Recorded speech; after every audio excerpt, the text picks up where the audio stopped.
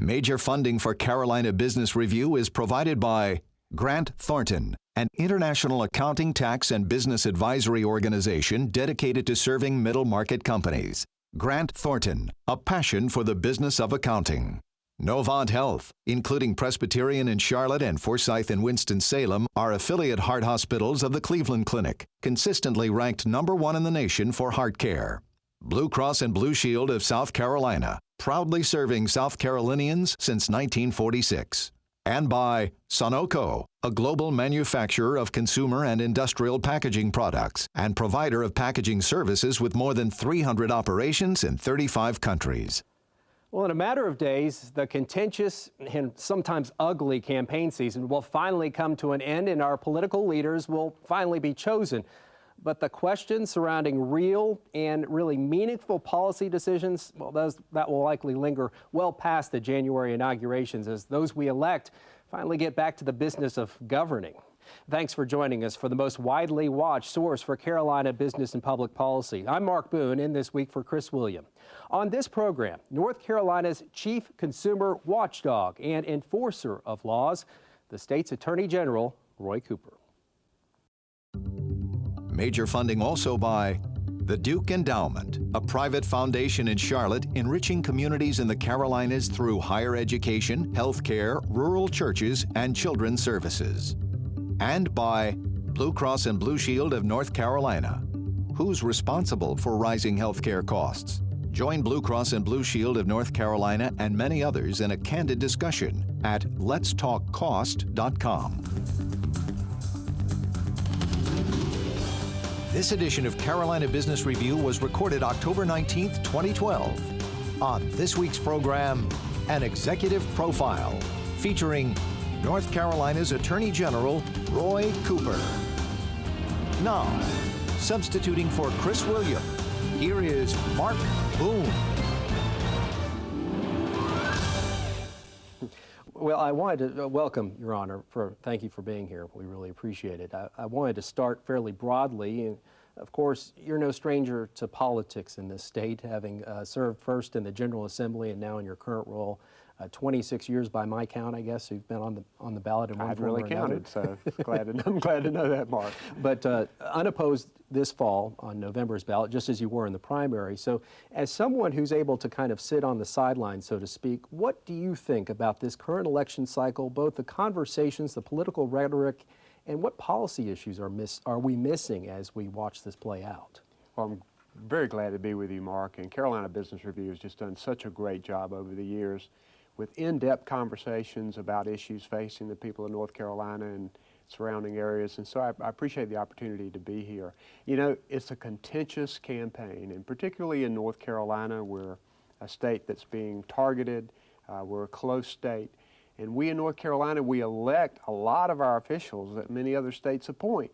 So there's a lot of rhetoric, a lot of talk going back and forth. I want to encourage people to make sure you pay attention to what's going on, even though it's difficult with the backbiting and the fighting going on. You know, we hear a lot about jobs in the economy, and I think that that's an important thing. One of the issues I don't think we hear enough about and really can't hear enough about is preparing our students and our people, particularly those who have lost jobs, for the jobs of the future.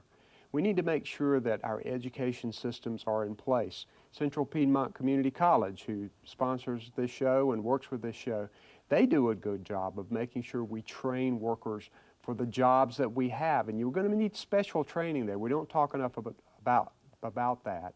And then my bailiwick, crime, being the chief law enforcement officer of the state. We need more technology to fight crime.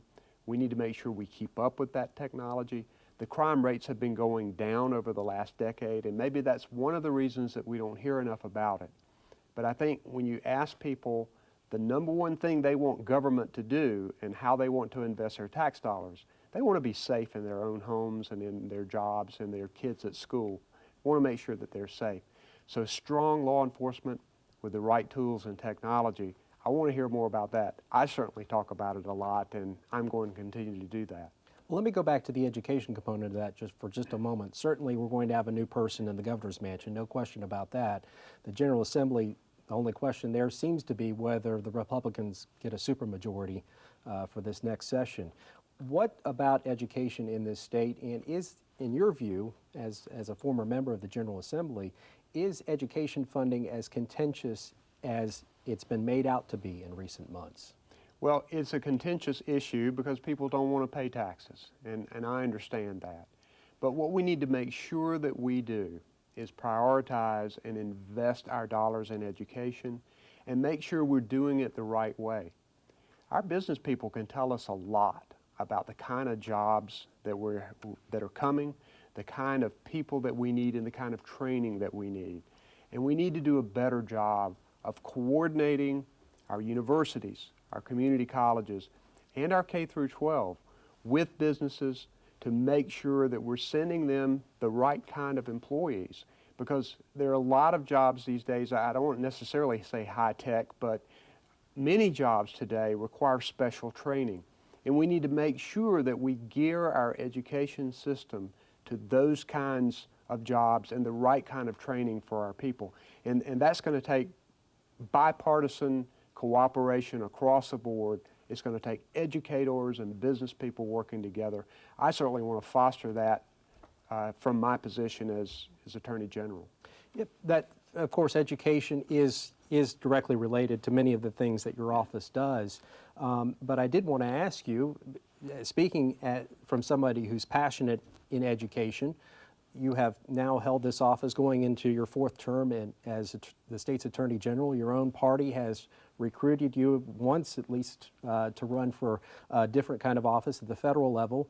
What are your aspirations beyond the state's Attorney General? Well, I'm hopefully about to be elected unopposed for another term as Attorney General. And Mark, that's where I'm concentrating. Yes, I've had people talk to me about other offices and other positions, but being the Chief Law Enforcement Officer of the state, being the Chief Lawyer for North Carolina, I wake up every day excited. I generally learn something new every day. You name an issue across this table, the North Carolina Department of Justice is going to be involved in it in one way or another. And that's really where I'm concentrating my efforts, and I think the last 12 years is proof of that. You have certainly a number of irons in the fire, recently announcing that you're looking more closely at hospitals in this state and the pricing of services. Is this an issue in your view of transparency? Transparency is part of it. We know healthcare costs are high. The small business person struggling to pay that insurance premium for the employees knows about the high cost of healthcare. Before I became Attorney General, I was a managing law partner in my law firm, and making sure we met those expenses and kept insurance for our employees was critically important. We know how much insurance premiums are. We know how much deductibles are. People are frustrated with the high cost of health care. One of the things that is very difficult to find out is how much you're being charged.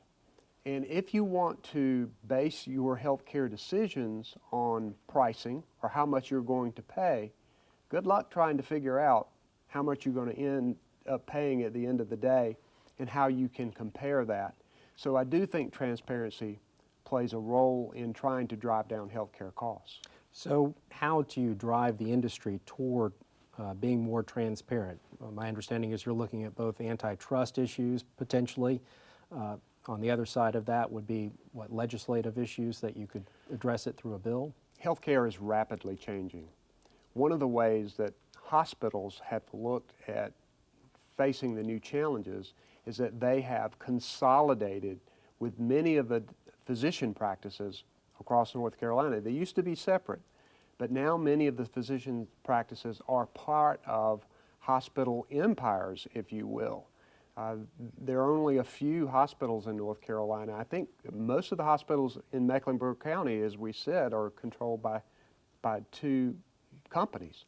So they're going in and taking over these practices. Now what they say is that they're trying to coordinate the efforts, that they are trying to avoid duplication of tests, and that when they integrate the data and integrate their efforts and can talk to each other better, that they can drive down the costs of health care.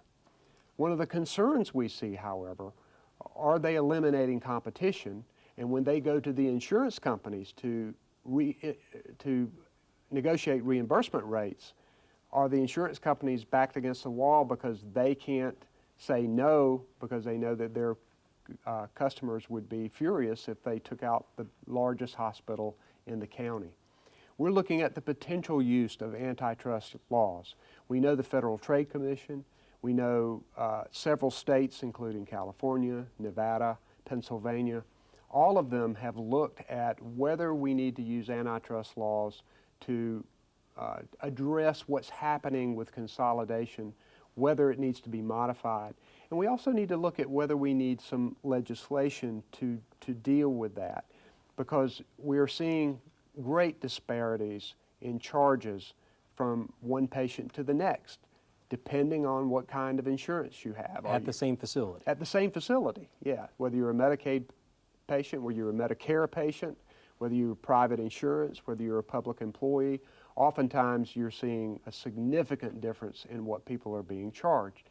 The hospitals readily admit this, that it's part of the cost shifting that they do. The issue is, can it be put more under control, and can we make things fairer to the patients? We have one of the best, if not the best, healthcare system in the world, and the technology is incredible, and the work they do is amazing. We need to make sure, however, with healthcare costs becoming more and more a major portion of the gross domestic product, that we try to control those costs as much as possible. That's important for economic development, and it's important for the well-being of families in North Carolina. Part of the current political dialogue has certainly been the role of government in both businesses, and I guess in this case, you're talking about both public hospitals and for-profit hospitals.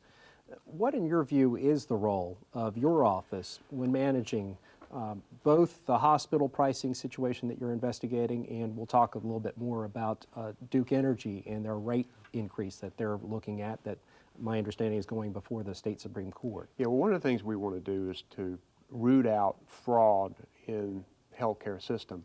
And I have a Medicaid fraud unit, and their mission is to go in and investigate these cases and recover money back. We've arrested a person who was a mental health counselor who was billing for patients he never saw, all the way to giant pharmaceutical companies like Abbott Labs, who were marketing their drugs for uses that have not been approved yet. Those kinds of healthcare fraud we investigate, and over the last decade, we've gotten over $500 million back for taxpayers to try to direct the money where it's supposed to go, healthcare that people can't afford. So that's one way that we do things. With the antitrust laws, I think it's important that you try and make sure you avoid monopolies.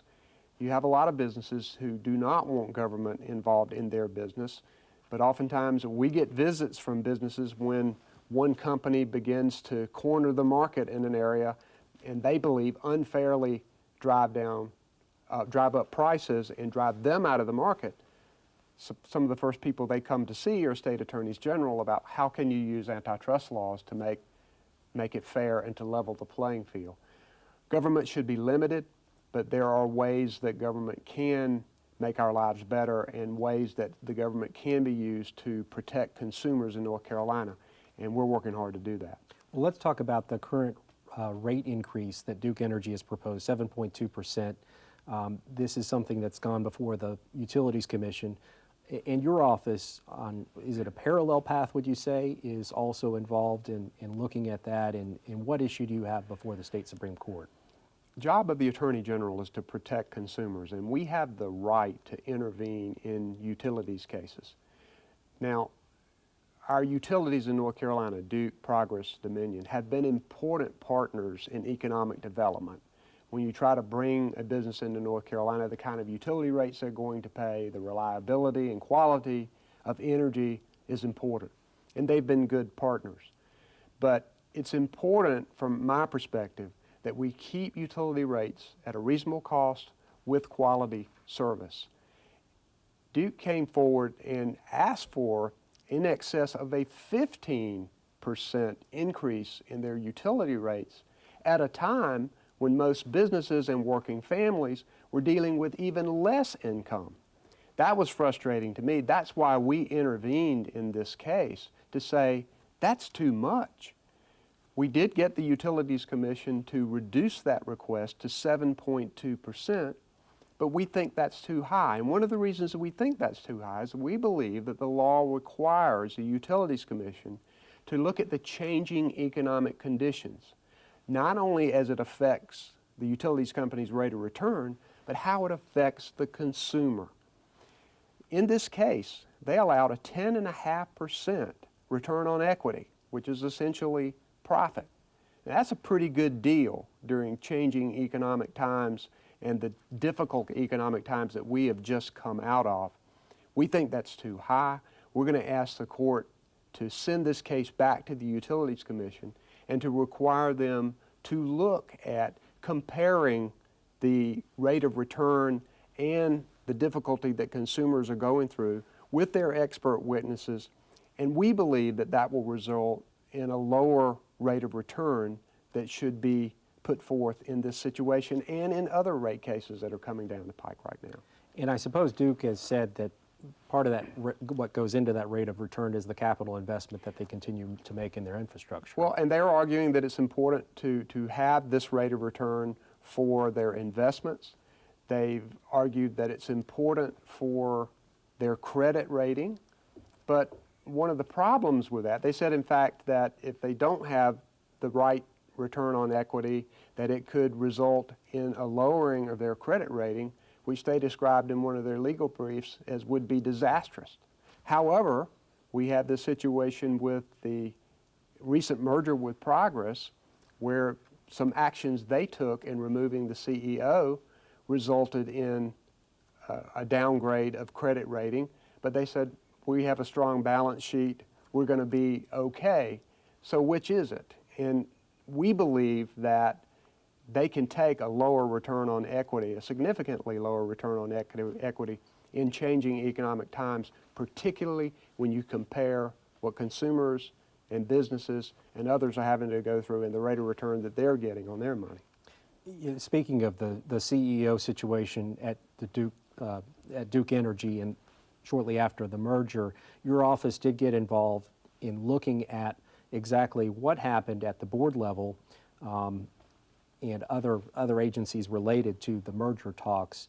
Where does that stand, and why did your office get involved when the Utilities Commission is also looking at this? Our office has the right to investigate malfeasance by a utility company. We were already involved in this rate case. We are interested, number one, in reasonable rates and quality service.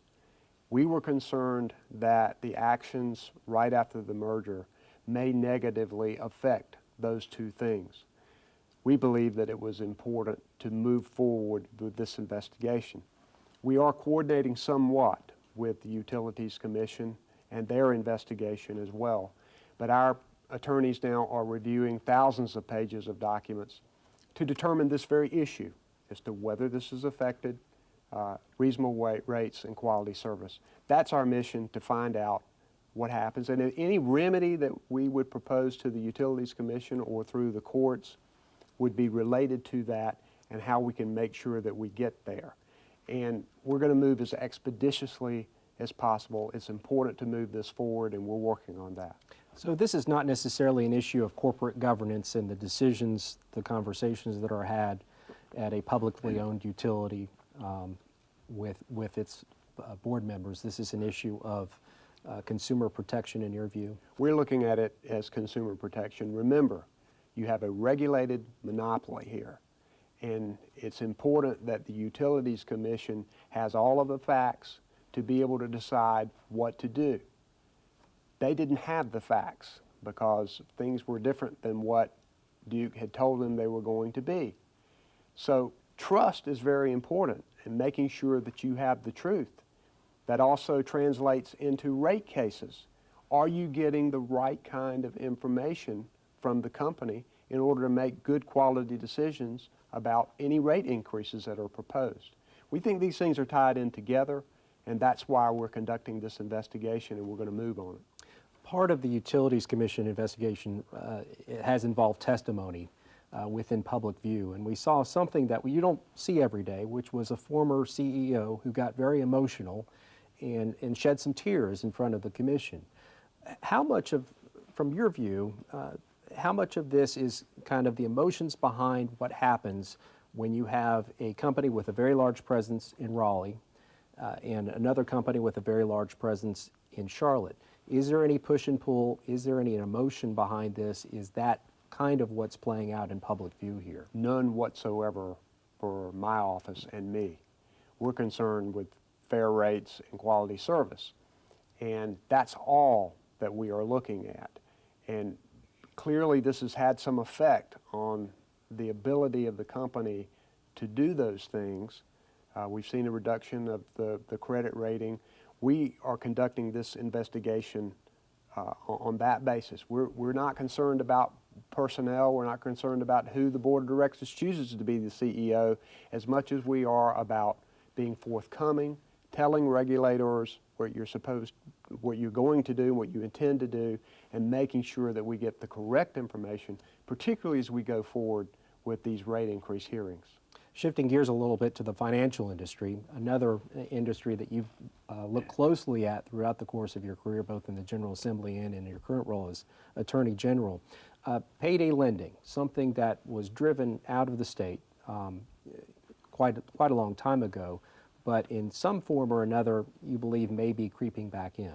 Payday lending is companies who come in and loan money to people short term based upon a 2 or 3 week time.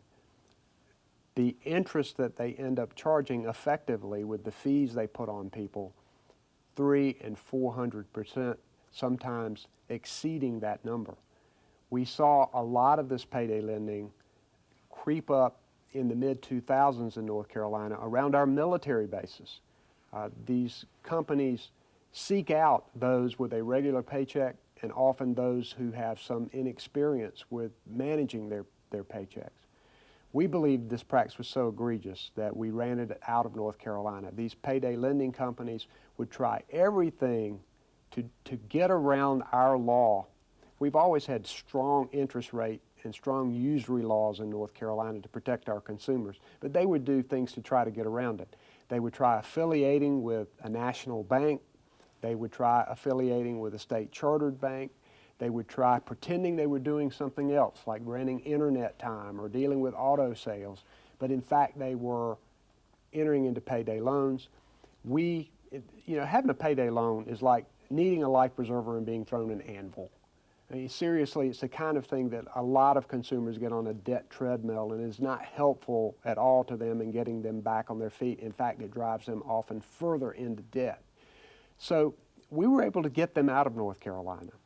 But we've seen over the past few months a company, a state chartered bank out of Alabama, to begin making payday loans in North Carolina, using its status as a state chartered bank and using the argument that they are not making storefront loans in North Carolina. They say they are making these loans over the internet. So we're seeing this coming back into North Carolina. The internet and computers and technology have been a wonderful boon for the economy, but they have made things more difficult oftentimes for law enforcers, because now things that you outlaw in your state can be done over the internet, and it is more difficult for a state law enforcer to get to the culprit. And you've written both the FDIC, copied the Consumer Financial Protection Bureau. I know there's a lot of federal issues that we didn't get to, right, as far as Dodd-Frank and whether that's hurtful or helpful, so we'll have to have you back to talk more about your partners in Washington. Thank you very much for joining us. A couple of quick notes before we leave you. We'd like you to look at our newly redesigned website, CarolinaBusinessReview.com. There you can watch this program along with dozens of other programs in our archives. That's CarolinaBusinessReview.com. Also, this program is now on Twitter. We hope you'll tweet us, and we hope you will follow us. Our Twitter handle is @CarolinaPolicy, so follow us on Twitter if you would please, and of course check us out as always on Facebook. Chris William will be back next week, back in this same spot. I'm Mark Boone. Thanks so much for watching, and we'll see you next time.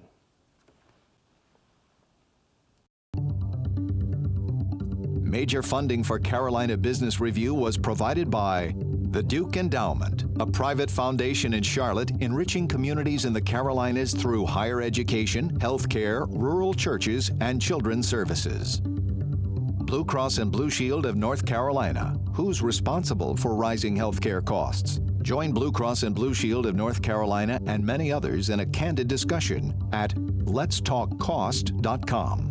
Grant Thornton, an international accounting, tax, and business advisory organization dedicated to serving middle market companies.